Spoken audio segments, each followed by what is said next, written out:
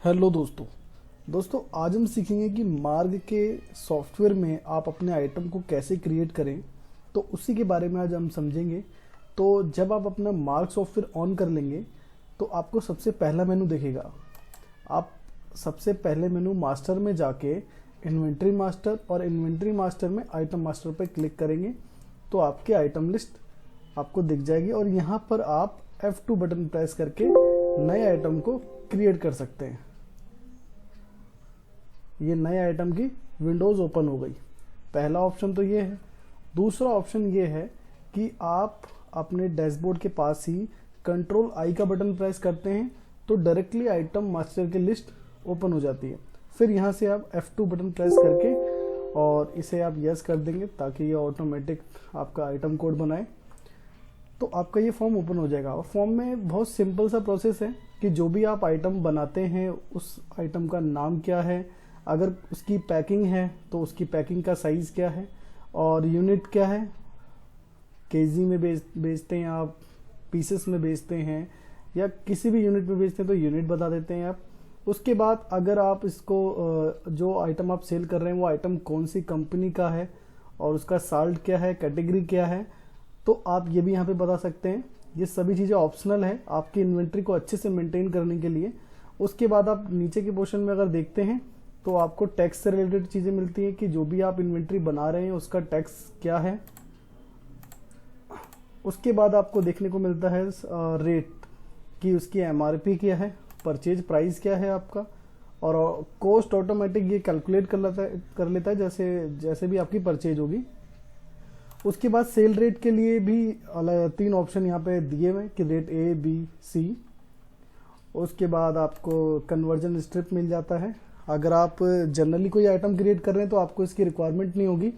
अगर आप फार्मा से रिलेटेड है तो ये कन्वर्जन स्ट्रिप आपको अच्छे से पता होगा। यहाँ पे आपके पास जो भी इन्वेंट्री है, जो भी आपके पास टैबलेट है, उसके अंदर जितनी भी टैबलेट है वो यहाँ पे आपको डालनी होती है। उसके बाद मोर ऑप्शन पे अगर आप देखेंगे तो मोर ऑप्शन पे आप ये भी लगा सकते हैं कि मिनिमम क्वांटिटी कितनी हो आपके पास, मैक्सिमम क्वांटिटी कितनी हो और रीऑर्डर आपका कितनी क्वांटिटी पे बन जाए, और वॉल्यूम डिस्काउंट कितना देना चाहते हैं आप, ऑन क्वांटिटी कितना देना चाहते हैं, डिस्काउंट इस आइटम पे आप एप्लीकेबल रखना चाहते हैं या नहीं रखना चाहते हैं, आइटम डिस्काउंट कितना देना चाहते हैं, ये परसेंटेज में है, कोई स्पेशल डिस्काउंट देना चाहते हैं, ऑन क्वांटिटी देना चाहते हैं, मैक्सिमम कितना डिस्काउंट देना चाहते हैं, परचेज प्राइस पे कितना डिस्काउंट आपको मिलता है। तो इतने सारे फीचर्स हैं, इसको यूज़ करके आप अपनी इन्वेंट्री को बहुत अच्छे से मेंटेन कर सकते हो। तो मैं एक इन्वेंट्री क्रिएट कर लेता हूँ। सपोज हमारे पास एक आइटम है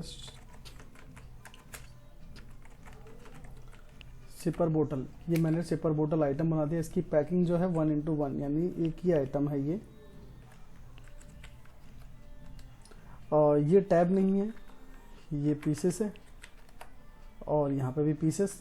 अगर कोई एक ही यूनिट है आपके पास तो आप दोनों में एक डाल सकते हैं। अगर किसी और ट्रेड से हैं आप, अगर आपने फार्मा, जब कंपनी आपने बनाया होगा, फार्मा चूज़ नहीं किया होगा तो ये 2 यूनिट आपको यहाँ पे नहीं दिखेगी, आपको एक ही यूनिट दिखेगी। उसके बाद फास्ट सर्च में अगर डालना चाहे डाल सकते हैं आप। कलर भी आप नॉर्मल रख सकते हैं। उसके बाद कंपनी की, जो ये शिपर बॉटल है ये कौन सी कंपनी का है, तो आप यहाँ पे सिंपली कीबोर्ड से N का बटन प्रेस करके उस कंपनी की लिस्ट को आप देख सकते हैं, या फिर आप माउस से यहाँ पे क्लिक करके नो पे क्लिक कर सकते हैं, तो जिससे आपको कंपनी की लिस्ट अपीयर हो जाएगी। और अगर आपकी कंपनी ऑलरेडी बनी हुई है तो आप उसे चूज़ कर सकते हैं। अगर आपकी वो कंपनी नहीं है इसमें तो यहाँ पर भी आप F2 के साथ बना सकते हैं। जैसे कि ये मैंने बना दिया कि ABC कंपनी, और इस कंपनी का भी क्या सेल टैक्स है, क्या परचेज है, ये भी आप यहाँ पे पहले से ही बता सकते हैं। बट अब तो सब कुछ अलग अलग है तो आप सिर्फ कंपनी का नाम बना लें और बाकी टैक्स आप नीचे बता दें। तो जैसे मैंने इसमें कंपनी क्रिएट करी, ऐसी साल्ट है। अगर आप साल्ट N के बटन से सारे साल्ट आपको दिख जाएंगे, यदि नहीं है तो आप F2 करके बना सकते हैं। इसी तरह से कैटेगरी है और इसी तरह से HSN है। अगर HSN आपका है तो आप ले सकते हैं, नहीं है तो आप F2 करके बना सकते हैं। और जो भी HSN के अंदर आप टैक्स डालेंगे वो ऑटोमेटिक यहाँ पे आ जाएगा, आपको मैनुअल डालने की ज़रूरत भी नहीं पड़ेगी। उसके बाद आप यहाँ पे MRP डाल देंगे, जो भी आपका परचेज प्राइस है, कॉस्ट ऑटोमेटिक आपकी कैलकुलेट हो जाती है और सेल रेट आप यहाँ पे डाल सकते हैं कि आप कितने कितने में इसको सेल करना चाहते हैं। उसके बाद अगर आपका कोई स्पेशल ऑफर है कि आप इस बाय डिफ़ॉल्ट डिस्काउंट रखना चाहते हैं इसके ऊपर 10% का जब भी इस आइटम को सेल करें, और भी इसमें कई फीचर्स हैं, इसको आप यूज़ करके अपनी इन्वेंट्री और अपनी सेल परचेज को बहुत ईजी कर सकते हैं। फिर उसके बाद सिंपली आप एंटर करके सेव कर सकते हैं और अगर आप देखेंगे तो शिपर बॉटल क्रिएट हो चुका है। अब दूसरा क्वेश्चन ये है कि अगर हमने कोई आइटम क्रिएट कर दिया है और हम उसमें कुछ भूल गए या हमें कुछ चेंजेस करने हैं, तो चेंजेस हम यहाँ पे F3 के बटन से कर सकते हैं। जैसे आप F3 बटन प्रेस करेंगे दोबारा से वो फॉर्म खुल जाएगा। आप कुछ भी उसके अंदर चेंजेस करना चाहें, सपोज कि सिपर बॉटल में इसमें चेंज करना भूल गया कि वन बॉटल सपोज मैंने कर दिया। उसके बाद आप एंटर करके भी सेव कर सकते हैं और कंट्रोल W करके भी सेव कर सकते हैं। कंट्रोल W से आपको काफ़ी एंटर नहीं करने पड़ेंगे, तो आप देखेंगे कि यहाँ पर ये जो आइटम है मेरा चेंज हो गया। तो F2 से आप क्रिएट कर सकते हैं और F3 से आप मॉडिफाई कर सकते हैं। आई होप कि आपको बहुत अच्छे से समझ आया होगा कि कैसे आइटम को क्रिएट करना है और कैसे मॉडिफाई करना है। Thanks for watching.